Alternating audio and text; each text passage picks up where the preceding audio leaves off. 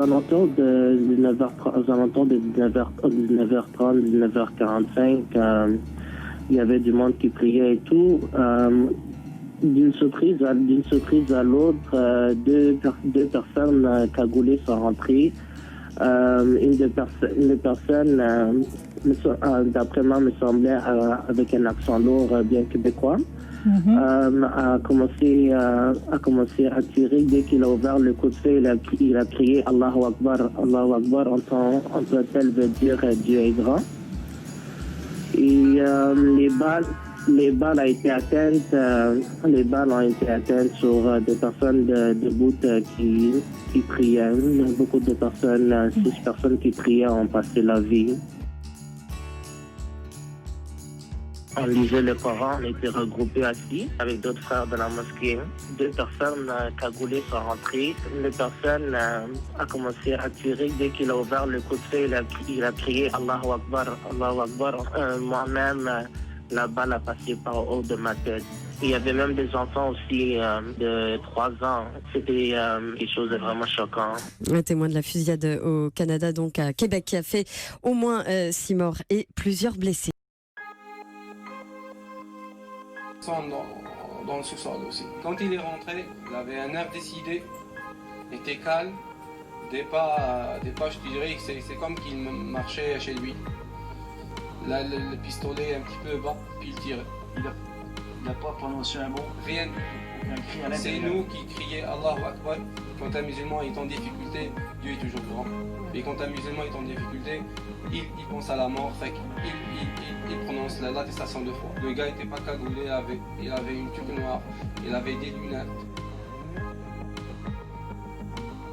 Après, il y a des gens qui parlent entre eux, on discute. Ben ouais. Parce que ce qu'il faut comprendre, c'est la mosquée, c'est pas juste un lieu de prière. Pour nous, c'est plus que ça. Un lieu de rencontre. Un lieu de rencontre, d'échange, de socialiser. Pour les enfants aussi, ils jouent dans la mosquée après la prière.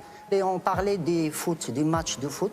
Parce que ce jour-là, c'était la Coupe de l'Afrique. Ouais. Et le Maroc jouait contre l'Égypte et on discutait de ça.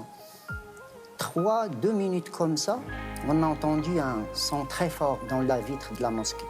Après, juste le temps qu'on se demande, mais qu'est-ce qui se passe? Alors, les balles ont commencé à shooter dans tous les sens. Alors, c'est la panique totale. Chacun, il court n'importe où dans la mosquée. Et vous êtes allé vous cacher? Oui, c'est ça. Moi, je ne me rappelle même pas comment j'étais debout pour aller dans disons un petit coin où on met ce qu'on appelle le minbar, c'est-à-dire l'échelle où l'imam utilise pour que les gens ils les voient lorsqu'il fait son serment. Donc vraiment, moi un blackout total. Je me rappelle même pas comment j'ai fait pour aller me rendre de là jusqu'à là. Tellement il y avait de balles et nous étions vraiment affolés, paniqués.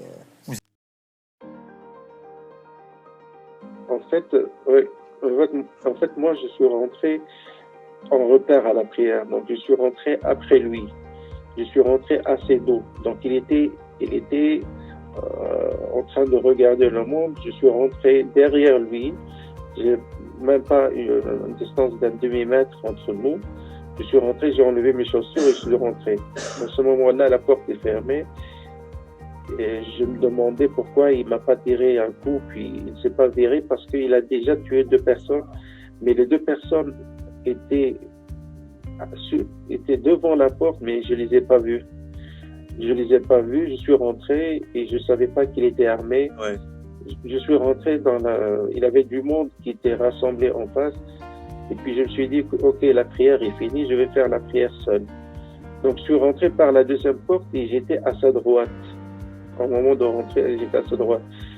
Et quand j'ai annoncé la prière, j'allais faire la prière, j'étais à son extrême droite. Mais lui, il regardait en face de lui. Donc, à peine que j'ai annoncé, en fait, j'avais l'intention de faire la prière, il a fait les 2 coups de feu sur le plafond. Donc, il a tiré 2 coups de feu sur le plafond. Donc, je me suis viré directement vers lui à ma gauche. Et puis, j'ai réalisé tout de suite que c'est un attentat. Et puis, j'ai réalisé que En fait, quand il regardait en face, quand je l'ai vu, quand je suis rentré, je regardais en face, en fait, il tentait de repérer des cibles ou des personnes qu'il va tirer au début. Puis quand il a tiré deux, c'est pour semer la panique et puis il commençait à tirer. Ouais. En ce moment-là, moi, j'étais à sa droite. J'aurais pu faire un pas en arrière. Il ne m'a pas vu. Il est rentré dans la salle de bain des handicapés et puis me cacher dans sa vie. Mon réflexe instinctif était de ne pas se retirer, mais d'avancer en avant, de passer à la deuxième poutre. Et là, je serais à son optique. Et là, il pourrait me voir. Il pourrait clairement me voir. Et donc, je faisais des manœuvres comme si j'allais courir vers lui, et j'allais l'attraper. Donc, je me levais debout, je le regardais, je faisais des feintes comme des feintes. Je m'accroupais. Donc là, lui, quand il m'a vu bouger comme ça, il commençait à tirer en ma direction. À s'acharner sur moi. J'avais perdu beaucoup de balles en arrière et moi je me suis dit s'il tire, s'il me rate, les balles vont passer dans le mur. Ils vont pas toucher les personnes parce que les personnes étaient en face de lui et moi j'étais à son profil, à sa droite.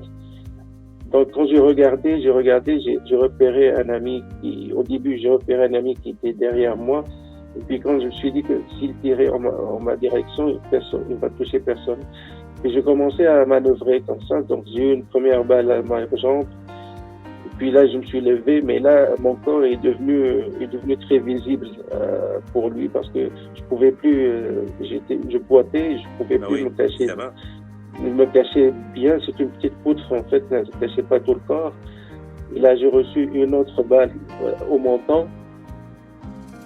Par la suite, j'ai reçu deux balles au ventre et là, je suis tombé par terre.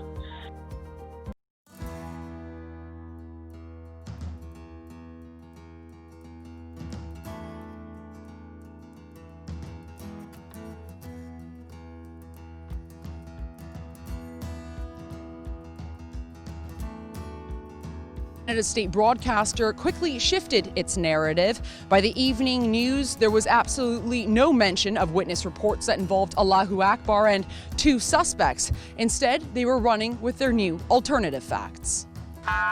Prayers were just wrapping up when someone burst in and opened fire. J'ai entendu "Fuck you!" Toc, toc, toc, toc. Oui, madame, en fait, on avait fini de prier la prière de Isha. Ensuite, comme qui se passe chaque fois après la prière, il y a certains mondes qui quittent, d'autres mondes qui restent, d'autres mondes qui discutent, d'autres mondes qui poursuivent, qui lisent le Coran, d'autres mondes qui restent pour jaser. Une fois après, aux alentours de 19h30, 19h45, il y avait du monde qui priait et tout.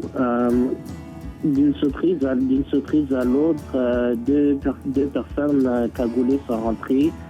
Une des personnes, d'après moi, me semblait avec un accent lourd bien québécois.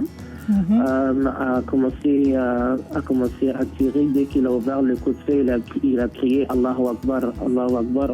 We are following some breaking news tonight out of Canada. Reuters is reporting 5 people have been killed during evening prayers at a mosque in Quebec City. That's according to the mosque's president. Several others are injured. A witness tells Reuters up to 3 gunmen fired on about 40 people inside. We have just also learned that 2 people have been arrested so far.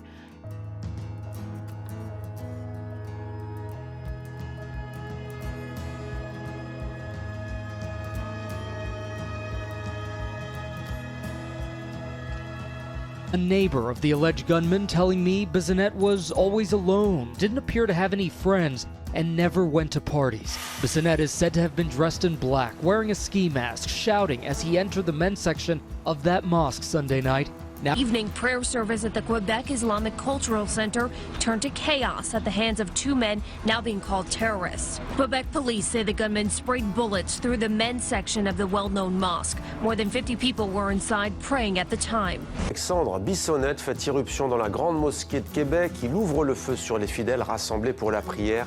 Bilan 6 morts et 8 blessés. Le terroriste, un étudiant en sciences politiques de 27 ans, était connu pour sa xénophobie.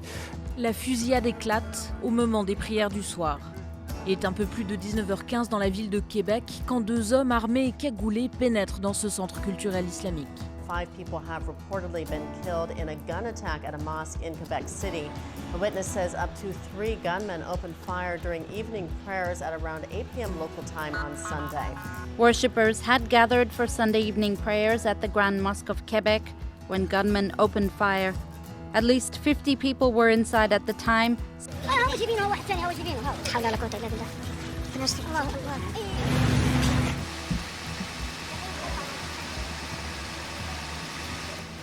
Une attaque terroriste a visé hier soir la grande mosquée de la ville de Québec au Canada. Le bilan est de 6 morts et de plusieurs blessés. 2 hommes cagoulés ont fait irruption à la fin de la prière et ont tiré sur les fidèles avant de prendre la fuite. At least 6 people were killed and 8 injured at a shooting in a mosque in Quebec late Sunday, according to Quebec City Police. The shooting occurred at around 8 p.m. at the city's biggest mosque during evening prayers.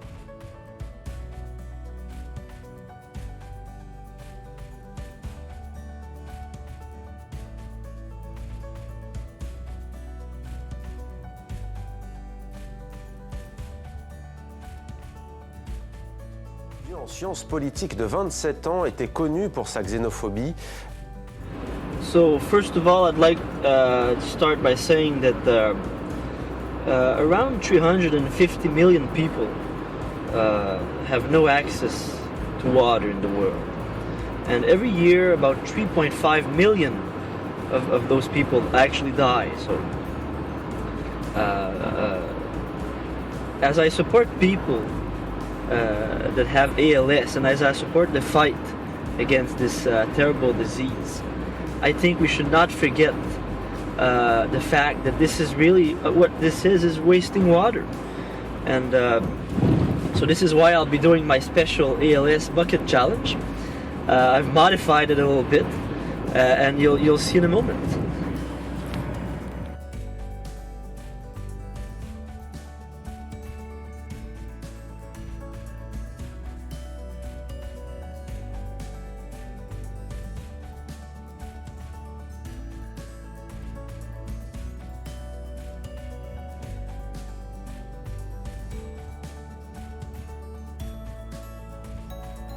Merci de votre présence et bienvenue à la 33e cérémonie hommage au civisme.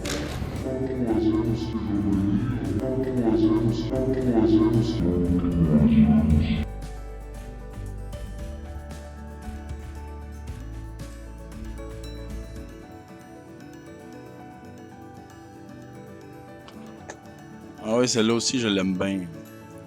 Notre informateur, qui a une bonne connaissance des armes, soutient avoir vu le fusil abandonné dans la neige à une vingtaine de pieds de l'entrée de la mosquée.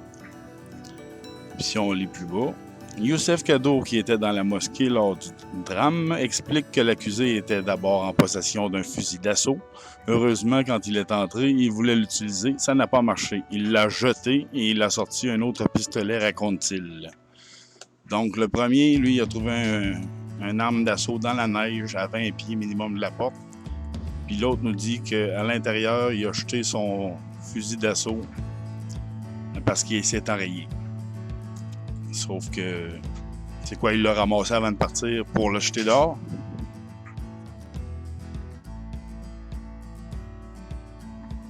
Moi, ce qui me buzz un peu, là, c'est que la police, ils ont un relationniste avec les médias. Il y en a plusieurs, mais j'imagine que ce soir-là, même s'il était plusieurs, ce que je penserais pas, mais s'il était plusieurs, il devait théoriquement avoir toute la même information. Pourtant, ici, première fois, 6 personnes tuées, 6 morts, 8 blessés. Encore 6 morts, 8 blessés. 10 à 12 personnes soignées pour des blessures mineures. 6 morts, 6 blessés graves, une dizaine de blessés mineurs. 6 morts, 8 blessés. 6 morts, 19 blessés. 6 morts, 5 blessés graves. Bref, il y a quelque chose qui ne fonctionne pas ce côté-là non plus. À moins que les médias se disent « Bon, ben, je vais inventer un chiffre puis on l'arrangera demain. » Quoique ce ne serait pas surprenant non plus, en tout cas. Là, c'est vrai que je tombe peut-être un peu dans le conspirationniste aigu, là, mais écoutez, en moins de 24 heures, elle écrit un article qui nous parle d'un du frère jumeau d'Alexandre Bissonnette dont personne ne parle aujourd'hui. Et donc, personne n'a parlé vraiment après. Puis, elle écrit un article qui nous parle qui, quand ils allaient voir leur grand-mère, ils n'hésitaient pas d'aller voir le frère de leur grand-mère à Drummondville. Ça n'avait pas de sens. Moins de 24 heures après les événements. En tout cas. Selon TVA Nouvelles, un des suspects se serait rendu et la police aurait saisi au moins un AK-47 en sa possession. TVA.